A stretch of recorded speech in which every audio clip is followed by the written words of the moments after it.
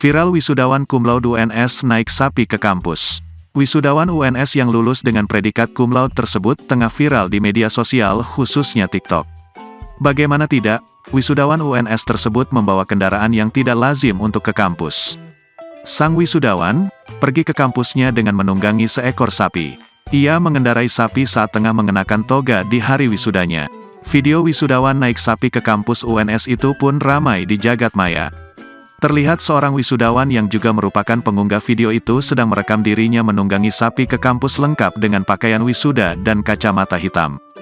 Saat dikonfirmasi, wisudawan yang bernama Hairul Imam NS itu mengatakan, ia mempunyai ide naik sapi saat wisuda sudah sejak dirinya diterima kuliah di Prodi D3 Budidaya Ternak.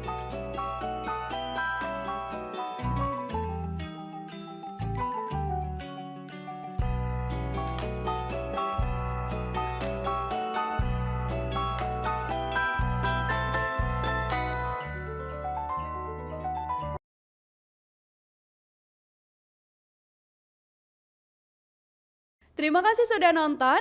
Jangan lupa like, subscribe, dan share ya.